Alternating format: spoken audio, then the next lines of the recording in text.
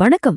ஒரு தனி நபரால், அதுவும் தன்னோட தாய்நாட்டிலிருந்து ஆயிரக்கணக்கான மைல் தூரத்துல இருந்துகிட்டு ஒரு முழு இராணுவத்தையே உருவாக்கி ஒரு அரசாங்கத்தையே நிறுவ முடியுமா? யோசிச்சு பாருங்க. இது ஏதோ சினிமா கதை மாதிரி இருக்கலாம், ஆனா இதுதான் நிஜம். சுபாஷ் சந்திர போஸ் 1943ல செஞ்சு காட்டின ஒரு நம்ப முடியாத சாதனை இது. அந்த சாதனைய பத்தி தான் நாம இப்ப பார்க்க போறோம். 1943ஆம் வருஷம் இந்திய சுதந்திர போராட்டத்துல ஒரு முக்கியமான ஒரு கேம் சேஞ்சிங் வருஷம்னே சொல்லலாம். அந்த வருஷத்துல சுபாஷ் சந்திர போஸோட வியூகங்கள் ஆசாத் ஹிந்த் இயக்கத்தை எப்படி ஒரு அடுத்த கட்டத்துக்கு கொண்டு போச்சுன்னு பார்க்கலாம் வாங்க. இந்த பெரிய திட்டத்தோட முதல் படியே சும்மா சொல்லக்கூடாது. அப்படி ஒரு தைரியமான ஸ்டெப். 1943ஓட தொடக்கத்துல சுபாஷ் சந்திர போஸ் ஐரோப்பாவிலிருந்து ஆசியாவுக்கு ஒரு நீர்மூழ்கி கப்பல்ல பயணம் செஞ்சாரு. அதுவும் 1-2 நாள் இல்ல, முழுசா 90 நாள். எவ்ளோ ஆபத்தான பயணம்னு யோசிச்சு பாருங்க. அந்த பயணம்தான் வரப்போற புரட்சிக்கு ஒரு முதல் அத்தியாயமா இருந்துச்சு.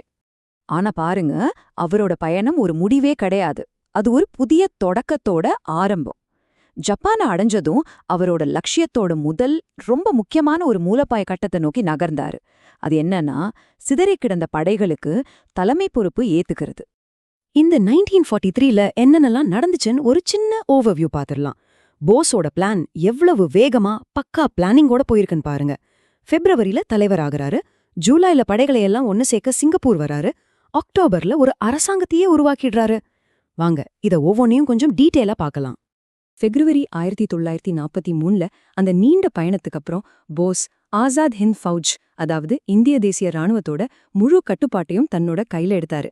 இது வெறும் ஒரு லீடர்ஷிப் சேஞ்ச் மட்டும் இல்லைங்க, அந்த இயக்கத்துக்கே ஒரு புது உத்வேகத்தையும் ஒரு தெளிவான நோக்கத்தையும் கொடுத்த ஒரு சரித்திர தருணம் அது.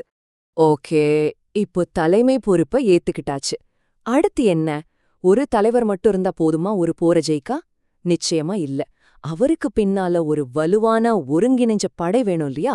சோ போப்ஸோட அடுத்த கட்டம் அதுதான், இயக்கத்தை வலுப்படுத்துறது. ஜூலை 2, 1943. இந்த தேதி ரொம்ப முக்கியம்.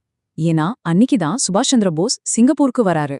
அந்த ஆசாத் ஹிந்த் இயக்கத்தோட தலையெழுத்தையே மாத்தின நாள்னு இதை சொல்லலாம். சரி, சிங்கப்பூர் வந்து என்ன பண்ணாரு? அவரோட பிளான் என்னவா இருந்துச்சு? முதல்ல வெளிநாட்டுல இருக்கிற இந்தியர்களோட சப்போர்ட்டை வாங்கணும். 2வது, ஏற்கனவே இருக்கிற இந்திய தேசிய ராணுவத்தை இன்னும் வலுப்படுத்தணும். 3வது, எல்லாத்தையும் கண்ட்ரோல் பண்ண ஒரு சென்ட்ரல் ஹெட் குவார்ட்டர்ஸ் அமைக்கணும். கடைசியா அடுத்த அட்டாக்கிற்கு தயாராகணும். பாத்தீங்களா, சிங்கப்பூர் தான் எல்லாத்துக்கும் மையப்புள்ளியா மாறுச்சு. ஒரு ராணுவத்துக்கு தலைவராயிட்டாரு, அத வலுப்படுத்திட்டாரு. அடுத்த ஸ்டெப் என்ன? இதுதான் அவரோட மாஸ்டர் ஸ்ட்ரோக். வெறும் ஆர்மி லீடரா மட்டும் இல்லாம ஒரு அரசாங்கத்தோட தலைவராவே மாறினாரு. அக்டோபர் 21, 1943 மறுபடியும் சிங்கப்பூர்ல தான் அன்னைக்கு ஒரு சரித்திர சம்பவம் நடந்துச்சு. சுதந்திர இந்தியாவோட தற்காலிக அரசாங்கம், அதாவது ப்ரொவிஷனல் கவர்மெண்ட், அன்னைக்கு தான் உருவாக்கப்பட்டுச்சு. சரி, இந்த தற்காலிக அரசாங்கம் அப்படின்னா என்ன? அது ஏன் அவ்வளவு ஒரு புத்திசாலித்தனமான மூவ்? சிம்பிளா சொல்லணும்னா, ஒரு நாடு பிரச்சனைகள்ல இருக்கும்போது தற்காலிகமா ஒரு அரசாங்கத்தை உருவாக்குறது தான் இது. இதனால என்னாகும்னா, உலக நாடுகள் கிட்ட அங்கீகாரம் கிடைக்கும், மத்த நாடுகளோட பேச முடியும், அதிகாரப்பூர்வமா போர் அறிவிக்க முடியும். இது போஸோட இயக்கத்துக்கு ஒரு பெரிய அங்கீகாரத்தையும் அதிகாரத்தையும் கொடுத்துச்சு. அந்த அரசாங்கத்தோட அதிகாரப்பூர்வ பெயர் ஆசாத் ஹிந்த் அரசு, அதாவது சுதந்திர இந்தியாவின் தற்காலிக அரசு. இது வெறும் பேர் இல்லைங்க. பிரிட்டிஷ் ஆட்சிக்கு எதிரா இந்தியாவோட உண்மையான பிரதிநிதி நாங்கதான உலகத்துக்கே உரக்க சொன்ன ஒரு பிரகடனம் அது. சோ இதனாலெல்லாம் என்னதான் ஆச்சு? இதோட ஒட்டுமொத்த தாக்கம் என்ன? ரொம்ப சிம்பிள்.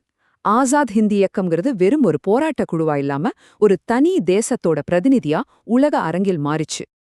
இப்ப நாம 1943ல நடந்தது 3 ஸ்டெப்ல சுருக்கமா பாத்திரலாம். ஸ்டெப் 1, ஆர்மியோட தலைமையை ஏத்துக்கிட்டது. ஸ்டெப் 2, சிங்கப்பூர்ல படைகளை ஒன்னு சேர்த்தது. ஸ்டெப் 3, தற்காலிக அரசாங்கத்தையே நிறுவனது. பாத்தீங்களா, ஒண்ணுக்கு மேல ஒண்ணுன்னு எவ்வளவு பக்காவா பிளான் பண்ணிருக்காருன்னு. சோ இது ஏன் இவ்ளோ முக்கியம்னு கேக்குறீங்களா? ஏன்னா இந்த அரசாங்கம் இந்தியாவோட இறையாண்மைக்கு ஒரு அதிகாரப்பூர்வ சின்னமா இருந்துச்சு. இதனால அவங்களால போரை அழிவிக்க முடிஞ்சது, மத்த நாடுகளோட பேச முடிஞ்சது. இது சுதந்திர போராட்டத்துக்கு ஒரு பெரிய ஆதரவை திரட்டுச்சு. அதே நேரத்துல பிரிட்டிஷ் ஆட்சியோட சட்டப்பூர்வத்தன்மையே கேள்விக்குள்ளாக்குச்சு. கடைசியா இந்த ஒரு கேள்வியோட நான் முடிச்சுக்கிறேன். நம்ம நாட்டுல இருந்து இவ்வளோ தூரத்துல சிங்கப்பூர்ல உருவாக்கப்பட்ட இந்த அரசாங்கம் இந்தியால நடந்துட்டு இருந்த சுதந்திர போராட்டத்தோட போக்க நிஜமாவே எப்படி மாத்துச்சு? இத பத்தி நீங்க என்ன நினைக்கிறீங்க? யோசிச்சு பாருங்க.